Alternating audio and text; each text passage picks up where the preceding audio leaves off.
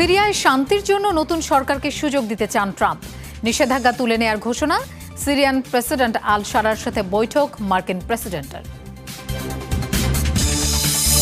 ট্রাম্পের মধ্যপ্রাচ্য সফরে উপেক্ষিত গাজা, বিলিয়ন বিলিয়ন ডলারের সামরিক ও বাণিজ্যিক চুক্তির পরিকল্পনা থাকলেও এজেন্ডায় নেই গাজায় যুদ্ধবিরতির আলোচনা। গাজার ইউরোপিয়ান হাসপাতাল লক্ষ্য করে একের পর এক মিসাইল হামলা ইসরায়েলের। ইয়াহিয়া সিনওয়ারের ভাই মোহাম্মদ সিনওয়ারকে লক্ষ্য করে চালানো হয় এই হামলা।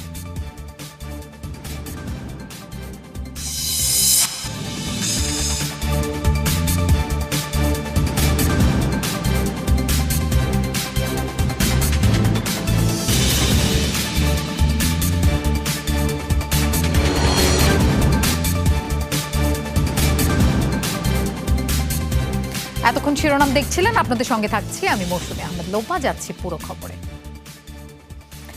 বহুল আলোচিত মধ্যপ্রাচ্য সফরে ডোনাল্ড ট্রাম্পের প্রথম চমক। সৌদি আরবে দেয়া ভাষণে সিরিয়ার উপর থেকে সব নিষেধাজ্ঞা তুলে নেয়ার আকস্মিক ঘোষণা দিলেন মার্কিন প্রেসিডেন্ট।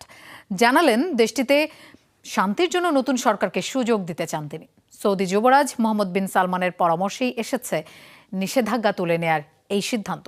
এমনকি সিরিয়ার অন্তর্বর্তী প্রেসিডেন্ট আহমেদ আল শারার সাথে বৈঠকও করেছেন ট্রাম্প। গৃহযুদ্ধ আর একাধিক দেশের প্রভাবে বিধ্বস্ত, অস্থিতিশীল, অর্থনৈতিকভাবে বিপর্যস্ত সিরিয়ায় স্বস্তি আর শান্তির সম্ভাবনা। বছরের পর বছর ধরে চলা নিষেধাজ্ঞা প্রত্যাহারের ঘোষণা ডোনাল্ড ট্রাম্পের মুখে। উল্লসিত সিরীয়রা। সত্যি বলতে খুব আনন্দের খবর। আমরা খুব খুশি। আল্লাহর প্রতি কৃতজ্ঞতা। দেশের জন্য এই পদক্ষেপ যেন মঙ্গলজনক হয়। বহু বছর ধরে এই মুহূর্তের জন্য অপেক্ষা করছি। মনে হচ্ছে বুকের উপর থেকে পাহাড় সরে গেছে। আশা করছি ভবিষ্যতে আমাদের জীবনযাত্রার মান উন্নত হবে। রিয়াদে দেয়া ভাষণে ডোনাল্ড ট্রাম্প জানিয়েছেন, বেশ কিছুদিন ধরেই সিরিয়ার উপর থেকে নিষেধাজ্ঞা তুলে নেয়ার পরামর্শ দিচ্ছিল সৌদি আরব। তুরস্ক সহ কয়েকটি আরব দেশও করেছে সুপারিশ। সিরিয়ায় একটি নতুন সরকার এসেছে। আশা করছি তারা দেশে স্থিতিশীলতা ফেরাতে এবং শান্তি বজায় রাখতে সফল হবে। আমরা এটাই দেখতে চাই। তারা বহু বছর ধরে যুদ্ধ আর হত্যার সাক্ষী, আর তাই সিরিয়ার উপর আরোপ করা নিষেধাজ্ঞা প্রত্যাহারের নির্দেশ দেব, যাতে তারা শ্রেষ্ঠত্ব অর্জনের সুযোগ পায়। এমনকি চলমান মধ্যপ্রাচ্য সফরেই সিরিয়ার প্রেসিডেন্ট আহমেদ আল শারার সাথে সাক্ষাৎও করেছেন ডোনাল্ড ট্রাম্প। একসময় আল কায়েদার কমান্ডার ছিলেন সিরিয়ার এইচটিএস গোষ্ঠীর নেতা আল শারা, যার বিষয়ে তথ্যের বিনিময়ে $10 মিলিয়ন পুরস্কারও ঘোষণা করেছিল যুক্তরাষ্ট্র। ইরাকে মার্কিন কারাগারে সাজাও ভোগ করেছেন 5 বছর। এখনও শারার বিরুদ্ধে গ্রেফতারি পরোয়ানা রয়েছে ইরাকে। 2011 সালে দেশে ফিরে গঠন করেন নুসরা ফ্রন্ট। পরবর্তীতে নাম বদলে রাখা হয় এইচটিএস। গত ডিসেম্বরে শারার নেতৃত্বেই উৎখাত করা হয় বাশার আল আসাদ সরকারকে। জানুয়ারিতে দায়িত্ব নেন সিরিয়ার অন্তর্বর্তী প্রেসিডেন্ট হিসেবে। Dorothy Tustin, Jamuna news. মধ্যপ্রাচ্যের প্রভাবশালী 3 মুসলিম দেশে মার্কিন প্রেসিডেন্ট ডোনাল্ড ট্রাম্পের সফরে রীতিমতো উপেক্ষিত গাজা। 4 দিনে বিলিয়ন বিলিয়ন ডলারের সামরিক ও বাণিজ্যিক চুক্তির পরিকল্পনা থাকলেও এজেন্ডায় নেই গাজায় যুদ্ধবিরতির আলোচনা। ইসরায়েলের বোমার আঘাত আর ক্ষুধায় যখন ফিলিস্তিনিদের প্রাণ ঝরছে, তখন সৌদি আরবে রাজকীয় সংবর্ধনা পাচ্ছেন যুক্তরাষ্ট্রের প্রেসিডেন্ট। উপহার হিসেবে বিলাসবহুল বিমান দিচ্ছে কাতার। 4 দিনের মধ্যপ্রাচ্য সফরে মার্কিন প্রেসিডেন্ট ডোনাল্ড ট্রাম্প প্রথম গন্তব্য সৌদি আরবে পৌঁছেই পেয়েছেন রাজকীয় অভ্যর্থনা। লাল নয় বেগুনি গালিচায় তাকে স্বাগত জানান সৌদি আরবের যুবরাজ মোহাম্মদ বিন সালমান। পরে দেয়া হয় গার্ড অব অনারও। যেই ট্রাম্পকে বরণ করতে সৌদি আরবের এত আয়োজন, তার বিরুদ্ধেই রয়েছে ইসরায়েলকে অন্ধ সমর্থনের অভিযোগ। নজিরবিহীন বর্বরতায় গাজাকে লাশের শহরে পরিণত করার মিশনে শুরু থেকেই নেতানিয়াহু প্রশাসনের পাশে যুক্তরাষ্ট্র। গাজায় যুদ্ধবিরতি আলোচনায় অন্যতম মধ্যস্থতাকারীর ভূমিকাও নিয়েছে তারা। তবে যখন মধ্যপ্রাচ্যের প্রভাবশালী 3 দেশে ভ্রমণ করছেন, তখন এজেন্ডায় নেই গাজায় আগ্রাসনের ইস্যুটি। বিশ্লেষকদের মত, মূলত বাণিজ্যিক উদ্দেশ্যেই এই সফর। সঙ্গী হিসেবেও আছেন ব্যবসায়ী ধনকুবের ইলন মাস্ক। অংশ নিচ্ছেন বেশ কয়েকটি বাণিজ্যিক সম্মেলনে। কাতার ও সংযুক্ত আরব আমিরাত সফরেও গুরুত্ব পাবে বাণিজ্য চুক্তি। তিনি যে 3 দেশ সফর করেছেন প্রতিটিতেই তার আবাসিক প্রকল্প কিংবা গলফ কোর্স প্রকল্প রয়েছে, অর্থাৎ 3 দেশেই তার ব্যবসায়িক স্বার্থ রয়েছে। এই সফরে এমন অনেক সরকারি সিদ্ধান্ত আসতে পারে যা তার এইসব প্রকল্পকে প্রভাবিত করতে পারে। গাজায় যখন এক টুকরো রুটির জন্য হাহাকার, তখন ইসরায়েলি আগ্রাসনের সহযোগী ট্রাম্পকে বিলাসবহুল বিমান উপহার দেওয়ার সিদ্ধান্ত নিয়েছে কাতার। গাজা পরিস্থিতি উপেক্ষা করে মুসলিম দেশগুলোর যুক্তরাষ্ট্রকে খুশি করার এমন পদক্ষেপে তীব্র সমালোচনা চলছে নেট দুনিয়ায়। মোস্তফা মাহমুদ, যমুনা। সৌদি আরব ও ইসরায়েলের মাঝে সম্পর্ক স্থাপন করতে পারলে তা হবে স্বপ্নের মতো, এমন মন্তব্য করেছেন মার্কিন প্রেসিডেন্ট ডোনাল্ড ট্রাম্প। মঙ্গলবার সৌদি আরব পৌঁছে কথা বলেছেন তিনি। আরব দেশগুলোর সাথে ইসরায়েলের সম্পর্ক স্বাভাবিক করতে একটি চুক্তি তৈরি করেছেন ট্রাম্পের পূর্বসূরি জো বাইডেন, যেখানে সংযুক্ত আরব আমিরাত, বাহরাইন, সুদান, মরক্কো ইসরায়েলকে স্বীকৃতি দিলেও চুক্তিতে সই করেনি সৌদি আরব। গতকাল ট্রাম্প বলেছেন, আব্রাহাম অ্যাকর্ড অনুযায়ী সৌদি আরব যদি ইসরায়েলকে স্বীকৃতি দেয় তা স্বপ্নের মতো হবে। তবে এ বিষয়ে রিয়াদকে তিনি বেশি চাপ না দিয়ে সিদ্ধান্ত সৌদি আরবের ওপরই ছেড়ে দিচ্ছেন ট্রাম্প। আবারও হুতির ছোড়া মিসাইলে আতঙ্ক ছড়ালো ইসরায়েল।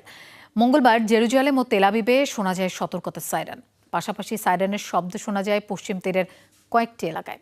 এ সময় সড়ক, শপিং মল ও রেস্তোরাঁ থেকে ইসরায়েলিদের নিরাপদ আশ্রয়ে ছুটতে দেখা যায়। তবে ইসরায়েলের সামরিক বাহিনীর দাবি সফলভাবে ভূপাতিত করা হয়েছে ইয়েমেন থেকে ছোড়া ক্ষেপণাস্ত্র। এই হামলায় ক্ষয়ক্ষতির কোনো তথ্য পাওয়া যায়নি। গাজায় আগ্রাসনের জবাবে নিয়মিতই ইসরায়েলি ভূখণ্ড লক্ষ্য করে হামলা চালাচ্ছে সশস্ত্র গোষ্ঠীটি। জবাবে সম্প্রতি ইয়েমেনে ব্যাপক আগ্রাসন চালায় তেল আবিব।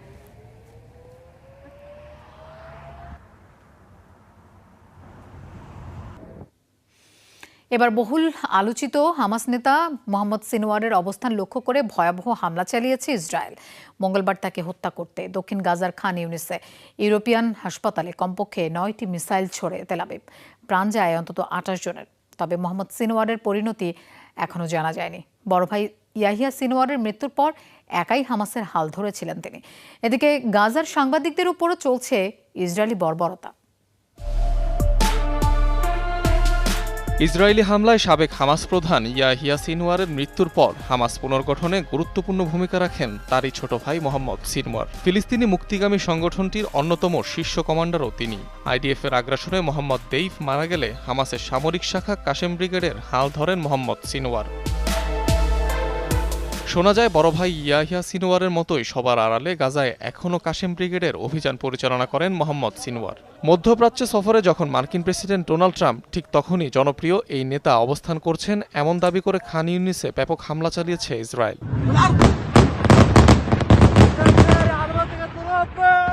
তেল আবিবের অভিযোগ, ইউরোপিয়ান হাসপাতালের নিচেই ছিল হামাসের একটি কমান্ড সেন্টার, যেখানে অবস্থান করছিলেন মোহাম্মদ সিনওয়ার। হাসপাতালটি লক্ষ্য করে কমপক্ষে 9টি ক্ষেপণাস্ত্র ছড়ে আইডিএফ। প্রাণ যায় অন্তত 28 জনের। তবে এদের মধ্যে মোহাম্মদ সিনওয়ার রয়েছেন কিনা তা এখনও জানা যায়নি। আমার সন্তানকে নিয়ে এখানে ঘুমিয়েছিলাম, এ সময় তারা হামলা করে, অনেকগুলো মিসাইল ছোড়ে। আমরা হাসপাতালের ভেতরেই ছিলাম, হঠাৎ করে আগুনের গোলা দেখতে পেলাম। এই আইসিইউর সামনেই একটি মিসাইল পড়ে। একই অঞ্চলের নাসের হাসপাতালেও চলে ইসরায়েলি তাণ্ডব। মুহুর্মুহু মিসাইল হামলায় ব্যাপক ক্ষয়ক্ষতি হয় এই স্থাপনাটিতে। প্রাণ যায় জনপ্রিয় সাংবাদিক হাসান অ্যাশলি সহ আরও কয়েকজনের। এই হাসপাতালের কেউ আর সুরক্ষিত নয়। আমি জানি না এখানে এসে কি করব, আহতদের চিকিৎসা দিব নাকি শহীদদের জন্য কান্না করব। এটা সাংবাদিকতা আর সাংবাদিকদের অধিকারের লঙ্ঘন। আমরা যে হেলমেট আর বুলেট প্রুফ জ্যাকেট পরি তা আর আমাদের রক্ষা করছে না। প্রতিদিনই কোনো না কোনো সহকর্মীকে হারাতে হচ্ছে। এদিকে রাতভর নিরবচ্ছিন্নভাবে হামলা চলে উত্তর গাজাতেও। টার্গেট করা হয় জাবালিয়ার শরণার্থী শিবিরগুলোকে। অনিক রহমান, যমুনা নিউজ। ইসরায়েলি বর্বরতার জবাবে গাজা থেকে পাল্টা হামলা চালানো হয়েছে। মঙ্গলবার ইসরায়েলের ভূখণ্ড লক্ষ্য করে অন্তত 3টি রকেট ছোড়া হয়েছে। ফিলিস্তিনি গোষ্ঠী ইসলামিক জিহাদ হামলার দায় স্বীকার করেছে। আইডিএফ জানায় দেশটির দক্ষিণাঞ্চলে এই রকেট হামলা চালানো হয়েছে। দাবি 2টি রকেট ভূপাতিত, অন্যটি পড়েছে ফাঁকা জায়গায়। অবশ্য মেলেনি কোনো হতাহতের তথ্য। গাজায় তেল আবিবের লাগাতার বর্বরতার জবাবে মাঝে মাঝেই রকেট। রাতের আঁধারে হামলা চালিয়ে রুশ বাহিনীকে নাস্তানাবুদ করছে ইউক্রেনের ভ্যাম্পায়ার ড্রোন। থার্মাল প্রসেসিং প্রযুক্তির ব্যবহারে অন্ধকারেও শত্রু ঘাঁটিতে হামলা চালাতে সক্ষম বিশেষ যানটি। বহন করতে সক্ষম কমপক্ষে 15 কেজি ওয়ারহেড। একই সাথে দুর্গম অঞ্চলে মোতায়েন সেনাদের কাছে খাবার ও পানি পৌঁছে জীবনও বাঁচাতে পারে। ভ্যাম্পায়ার, তবে কল্পকাহিনীর রক্তচোষা কোনো দানব নয়। রাতের আধারে শত্রুপক্ষের ঘাঁটিতে সঠিক নিশানায় আঘাত হানে বলেই নিজেদের ড্রোনের এ নাম দিয়েছে ইউক্রেনের সেনারা। রাশিয়ানরা এই ড্রোনকে বাবা ইয়াগা বলে ডাকে। স্লাভিক লোককথা অনুসারে নিশাচর এক পেতনির মতোই রাতের আকাশে উড়ে বেড়ায় শিকারের খোঁজে। বড়সড় এই ড্রোনের শব্দ শুনলেই দৌড়ে পালায় শত্রুপক্ষের সেনারা। অন্ধকারে দারুণ কার্যকর এ বম্বার ড্রোন। 4, 6 কিংবা 8 পাখা বিশিষ্ট ড্রোনটির রয়েছে নাইট ভিশন প্রযুক্তি। অন্ধকারে তাপমাত্রা পরিমাপ করে চিহ্নিত করতে পারে শত্রুপক্ষের আস্তানা। হামলা চালাতে পারে 100 মিটার দূর থেকেই। সর্বোচ্চ 15 কেজি ওজনের বিস্ফোরক বহনে সক্ষম এ ড্রোন। এছাড়াও দুর্গম এলাকায় পদাতিক সৈন্যদের খাদ্য ও পানি পৌঁছাতে ভ্যাম্পায়ারের ব্যবহার করে ইউক্রেনীয়রা। এ ড্রোনে ব্যবহৃত হয়েছে সিগন্যাল রিপিটার ও অ্যান্টি জ্যামিং প্রযুক্তি, যার মাধ্যমে অন্য ড্রোনগুলোর ব্যাটারি ও পরিচালনার ক্ষেত্রকে প্রসারিত করাও সম্ভব হয়। ইউক্রেনীয় কোম্পানি স্কাইফল তৈরি করে এই ভ্যাম্পায়ার ড্রোন। নিজস্ব ফ্যাক্টরিতে তৈরি হয় যন্ত্রাংশের জন্য অন্য কারো ওপর নির্ভরও করতে হয় না। পাশাপাশি নির্মাণ খরচ কম হওয়ায় প্রচুর পরিমাণে উৎপাদন করা যায়, যা অর্থনৈতিকভাবে নাজুক ইউক্রেনের জন্য অত্যন্ত গুরুত্বপূর্ণ। 2022 সালে রাশিয়ার আগ্রাসন শুরুর পর থেকেই যুদ্ধক্ষেত্রে ব্যাপকভাবে এ ড্রোন ব্যবহার করে আসছে ইউক্রেনীয়রা। প্রাণপ্রতিম কুণ্ডু, যমুনা নিউজ। ইউক্রেনের সাথে সম্ভাব্য বৈঠকে অংশ নেবেন রুশ প্রতিনিধিরা, বুধবার এ তথ্য নিশ্চিত করেছে ক্রেমলিন। বৃহস্পতিবার তুরস্কের ইস্তাম্বুলে শান্তি আলোচনায় বসতে পারে মস্কো, কিয়েভ। তবে রাশিয়ার তরফ থেকে কে যোগ দেবেন তা নিয়ে এখনও রয়েছে ধোঁয়াশা। দেশটির প্রশাসনের তরফ থেকে আনুষ্ঠানিকভাবে এ বিষয়ে কিছু এখনও জানানো হয়নি। কিছু রুশ এবং মার্কিন গণমাধ্যম বলছে রাশিয়ার তরফ থেকে যোগ দিতে পারেন দেশটির পররাষ্ট্রমন্ত্রী সার্গেই ল্যাভরভ ও ইউরি উশাকভ। অপরদিকে ইউক্রেনের প্রেসিডেন্ট ভলোদিমির জেলেনস্কি জানিয়েছেন পুতিন যদি আসেন তবেই তিনি আলোচনায় বসবেন। যদিও রুশ প্রেসিডেন্টের সরাসরি বৈঠকে অংশ নেওয়ার সম্ভাবনাকে উড়িয়ে দেওয়া হচ্ছে না।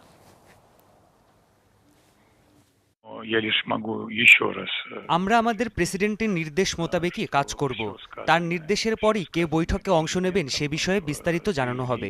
রুশ প্রতিনিধিরা 15 মে ইস্তাম্বুলে ইউক্রেনের প্রতিনিধিদের জন্য অপেক্ষায় থাকবে। এবার পাল্টাপাল্টি হাইকমিশনের 2 কূটনীতিককে বহিষ্কার করল ভারত পাকিস্তান। পরবর্তী 24 ঘন্টার মধ্যেই তাদের দেশ ত্যাগের নির্দেশ দিয়েছে দিল্লি, ইসলামাবাদ। মঙ্গলবার ইসলামাবাদে অবস্থিত ভারতীয় হাইকমিশনের এক কর্মীকে অবাঞ্ছিত ঘোষণা করে বিবৃতি দেয় পাকিস্তান। কূটনৈতিকভাবে অসঙ্গতিপূর্ণ কার্যকলাপে জড়িত থাকায় বহিষ্কার করা হয় ওই কর্মীকে, জানানো হয় বিবৃতিতে। এর আগে ভারতীয় গুপ্তচর বৃত্তির অভিযোগে নয়াদিল্লির পাকিস্তান হাইকমিশনের এক কর্মকর্তাকে বহিষ্কার করে মোদী প্রশাসন। গেল মাসে পেহেলগামে সন্ত্রাসী হামলা ঘিরে উত্তপ্ত হয়ে ওঠে ভারত পাকিস্তান সম্পর্ক। ভারতের অপারেশন সিন্দুর অভিযানে পাকিস্তানে কমপক্ষে 51 জন নিহত হয়েছে। এক বিবৃতিতে এই তথ্য নিশ্চিত করেছে দেশটির সেনাবাহিনী। সামরিক বাহিনীর মিডিয়া উইং জানায় নিহতদের মধ্যে 11 জন নিরাপত্তা বাহিনীর সদস্য, তাদের নাম পরিচয় প্রকাশ করা হয়েছে। বাকি 40 জন বেসামরিক নাগরিক, এর মধ্যে 7 নারী ও 15 শিশুও রয়েছে। পাকিস্তান সেনাবাহিনীর দাবি আরও 121 বেসামরিক ভারতের হামলায় আহত। পাশাপাশি আহত হয়েছেন 78 সামরিক ও আধা সামরিক সদস্য। অবশ্য ক্ষয়ক্ষতির কোনো হিসাব দেয়নি ইসলামাবাদ। একটি বিমান ঘাঁটি সহ একাধিক সামরিক স্থাপনায় ক্ষয়ক্ষতির চিত্র ধরা পড়েছে স্যাটেলাইট ইমেজে।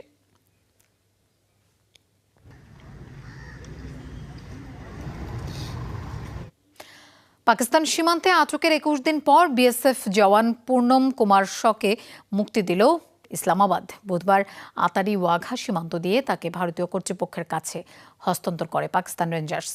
দুদেশের মধ্যে হওয়া যুদ্ধবিরতির 5 দিন পর নেওয়া হলো এই সিদ্ধান্ত। পেহেলগাম সন্ত্রাসী হামলার একদিন পরই সীমান্ত পেরিয়ে পাকিস্তানে প্রবেশ করেন ওই বিএসএফ সদস্য। এ সময় তাকে অস্ত্রসহ আটকের দাবি করে পাকিস্তানের নিরাপত্তা বাহিনী। তবে নয়াদিল্লির দাবি ভুলবশত সীমানা পেরিয়ে পাকিস্তানে প্রবেশ করেন তিনি। এ নিয়ে বেশ উত্তেজনা তৈরি হয় দুই প্রতিবেশীর মধ্যে। দুদেশের বাহিনীর মধ্যে পতাকা বৈঠক হলেও তাকে মুক্তি দেয়া হয়নি। দাবানলে পুড়ছে যুক্তরাষ্ট্রের অঙ্গরাজ্য মিনেসোটার বিস্তীর্ণ এলাকা। গত রোববার অঞ্চলটির উত্তর পূর্বাঞ্চলে ছড়িয়ে পড়ে আগুন। স্যাটেলাইট ইমেজে ধরা পড়েছে দাবানলের ভয়াবহতা। কর্তৃপক্ষ জানায় এখন পর্যন্ত পুড়ে গেছে ৮,০০০ হেক্টরের বেশি বনভূমি। ফায়ার সার্ভিসের কর্মীরা অক্লান্ত চেষ্টা করেও আগুন নিয়ন্ত্রণে আনতে ব্যর্থ হচ্ছে। ছড়িয়ে পড়া ৩টি দাবানলের একটিও এখনও নিয়ন্ত্রণে আসেনি। এখন পর্যন্ত দাবানলে পুড়ে ছাই হয়েছে ১৪০টির বেশি স্থাপনা।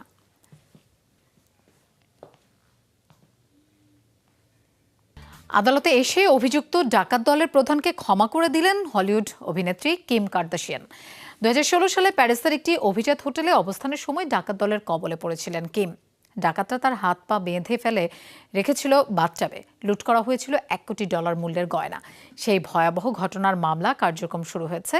ডাকাতি করার কারণে কিম কার্দাশিয়ানের কাছে ক্ষমা চেয়ে চিঠি লিখেছেন ডাকাত দলনেতা অভিযুক্ত আওমার আইট খোদাজে। ৬৮ বছর বয়সী মূল অভিযুক্ত আওমার আইট খেদাজে পরিচিত ওল্ড ওমর হিসেবে। চিঠি হাতে নিয়ে কিম কার্দাশিয়ান ওল্ড ওমরের দিকে অশ্রুসিক্ত চোখে তাকিয়ে বলেন সে সবসময় দ্বিতীয় সুযোগ দেয়াতে বিশ্বাসী। মারা গেছেন বিশ্বের সবচেয়ে দরিদ্র প্রেসিডেন্ট হোসে মুহিকা।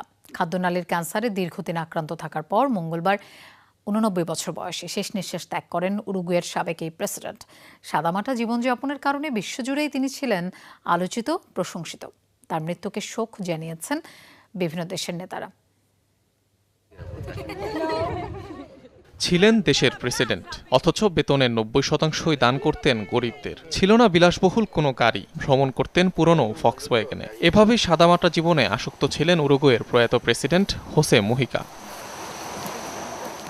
একজন গেরিলা যোদ্ধা হিসেবে বেড়ে ওঠা হোসে মুহিকার সংগ্রামী জীবনে আন্দোলনে গুলিবিদ্ধ হয়েছেন ৬ বার। তবে বারবার মৃত্যুর মুখ থেকে এসেছেন ফিরে। দীর্ঘ এক যুগেরও বেশি সময় নিঃসঙ্গতা আর অন্ধকার কাটিয়েছেন কারাগারে, তবুও ছাড়েননি হাল। ধীরে ধীরে রাজনীতিতে সক্রিয় হয়ে ২০১০ সালে উরুগুয়ের প্রেসিডেন্ট হিসেবে শপথ নেন তিনি। তবে প্রেসিডেন্ট থাকাকালেও বেছে নিয়েছিলেন সেই সাদাসিধে জীবনাচরণকেই। বিলাসবহুল প্রেসিডেন্সিয়াল বাসভবন ত্যাগ করে বাস করতে থাকেন ছোট্ট ফার্মে। রাজনীতিপ্রীতির বাহিরেও ছিল বই পড়ার অভ্যাস আর কৃষিকাজের প্রতি অগাধ ভালোবাসা, যার সবটাই তিনি পেয়েছিলেন তার মায়ের থেকে।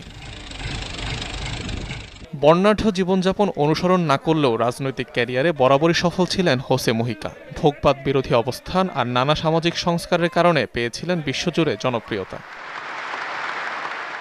বেশ কয়েকটি চলচ্চিত্র এবং প্রামাণ্যচিত্র নির্মাণ করা হয়েছে উরুগুয়ের প্রয়াত এই নেতার জীবন আর দর্শনের উপর ভিত্তি করে, যেখানে ঠাঁই মিলেছে তার দীর্ঘ সংগ্রামী জীবনের নানা ইতিহাস, সাফল্য আর সাদামাটা জীবনযাপন।